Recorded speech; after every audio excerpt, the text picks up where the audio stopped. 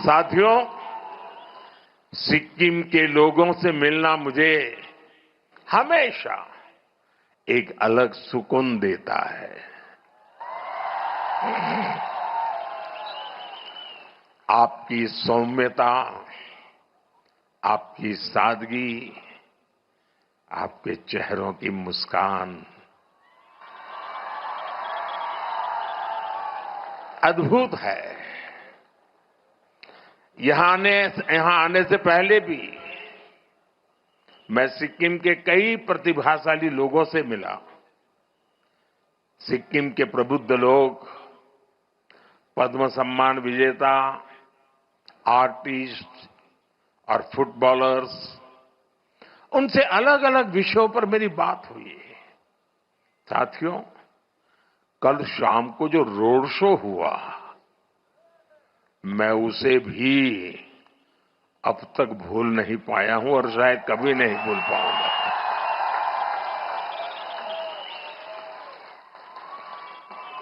हाथों में हमारा प्यारा तिरंगा, लगातार भारत माता का जयकारा और वंदे मातरम का उद्घोष, पूरा वातावरण एक भारत श्रेष्ठ भारत की तस्वीरों से रंगा हुआ था। गंजू लामा द्वार से लोक भवन के रास्ते तक जिस तरह सिक्किम के मेरे भाई बहन अपना प्यार देने उमड़े, जिस तरह सभी जातीय समुदायों ने स्वागत किया, हर समुदाय की अपनी वेशभूषा, अपना अपना संगीत, अपनी अपनी परंपराएं, पूरा माहौल ही एक बड़े महोत्सव में बदल गया था। ये दृश्य ऐसा था जैसे प्रकृति की गोद में अलग अलग रंग खिले हो। विश्वास दिलाता हूं, आपके प्यार, आपका स्नेह, आपका आशीर्वाद का ये कर्ज, इसे चुकाने के लिए मैं कोई कोर कसर बाकी नहीं छोड़ूंगा।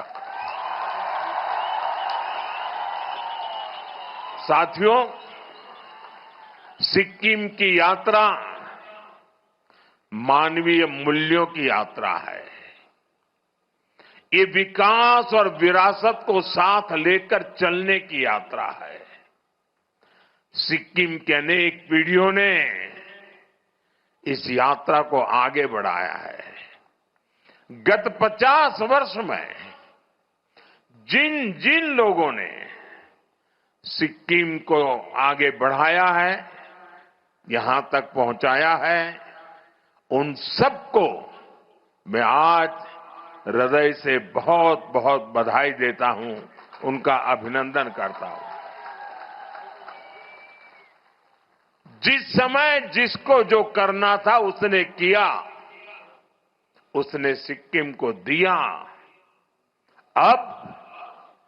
अब इसकी जिम्मेदारी हमारे पर है, हमारे ऊपर है। सिक्किम की सरकार मेरे मित्र प्रेम सिंह जी के नेतृत्व में पूरी ईमानदारी से सिक्किम की विरासत को संजोने और विकास को गति देने का काम कर रही है। हमारे लिए सिक्किम नॉर्थ ईस्ट केवल देश का एक अहम हिस्सा ही नहीं है, बल्कि ये भारत की अष्टलक्ष्मी है। नॉर्थ ईस्ट ये हिंदुस्तान की अष्टलक्ष्मी है। इसलिए हम एक्ट ईस्ट की पॉलिसी पर तो काम कर ही रहे हैं, हमने नॉर्थ ईस्ट के लिए एक्ट फास्ट का संकल्प भी लिया है। Act east, act fast.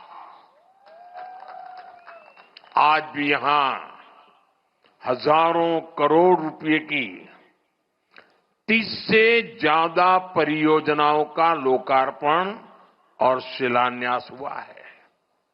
इनमें road, power, tourism, health, education, हर तरह के प्रोजेक्ट शामिल है। नॉर्थ सिक्किम के क्षेत्र में 2023 के बाद जो चुनौतियां आई, उन्हें भी ध्यान में रखा गया है। जहां जहां कनेक्टिविटी प्रभावित हुई, वहां उसे फिर से मजबूत करने पर फोकस किया गया है। मैं इनके लिए सिक्किम के आप सभी लोगों को बहुत बहुत बधाई देता हूं।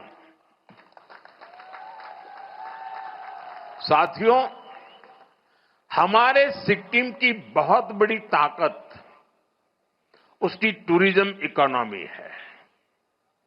सिक्किम का क्षेत्रफल देश के कुल क्षेत्रफल का 1% से भी कम है, लेकिन देश की 25% से ज्यादा फ्लोरल डायवर्सिटी हमारे सिक्किम में मिलती है। सेवोक रंगपो रेल लाइन का ही उदाहरण लीजिए।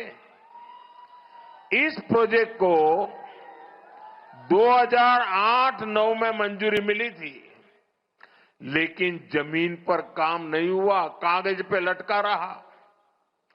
परियोजना फाइलों में ही पड़ी रही।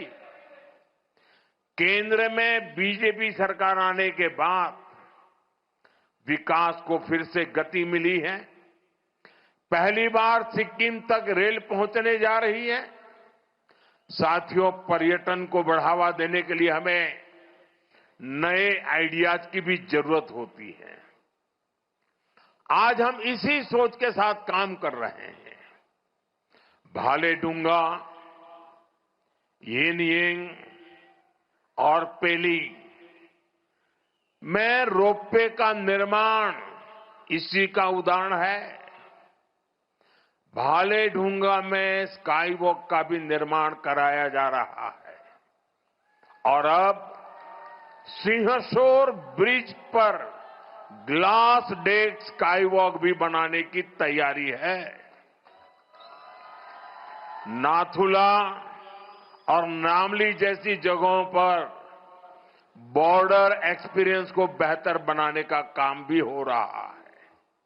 साथियों, हमारी सरकार के इन प्रयासों से आपका जीवन आसान होगा। सिक्किम आने वाले पर्यटकों की संख्या और बढ़ेगी और आपकी आमदनी में भी वृद्धि होगी। और मैं देश भर के टूरिस्टों को हमेशा आग्रह करता हूं, आप यात्रा के लिए जाएं, आप एडवेंचर टूरिज्म के लिए जाएं, आप एनवायरमेंट टूरिज्म के लिए जाएं, लेकिन जहां जाएं, वहां जो लोकल उत्पाद होते हैं, आपकी यात्रा के बजट का 5% वहां से कुछ न कुछ खरीदना कंपलसरी होना चाहिए। साथियों, आज जिन प्रोजेक्ट्स का लोकार्पण और शिलान्यास हुआ है, उनमें हेल्थ सेक्टर से जुड़े कई बड़े काम भी शामिल है। एक समय था जब सिक्किम और नॉर्थ ईस्ट को कांग्रेस की सरकारों ने पूरी तरह नजरअंदाज कर रखा था। यहां स्वास्थ्य सेवाएं बहुत सीमित होती थी। इस कारण से टूरिस्ट भी यहां आने में संकोच करते थे, लेकिन आज वो चुनौती भी खत्म हो रही है। आज सिक्किम में करीब 200 आयुष्मान आरोग्य मंदिर काम कर रहे हैं। आज यहां 4 डिस्ट्रिक्ट हॉस्पिटल हैं, territory care hospital, wellness centres हैं।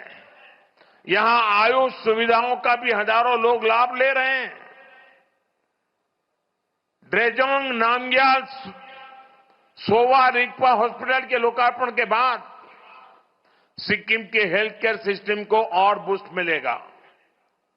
भाइयों बहनों, हेल्थ इंफ्रास्ट्रक्चर के साथ साथ लोगों को सस्ता इलाज भी मिले, हमारी सरकार इसके लिए भी कमिटेड है।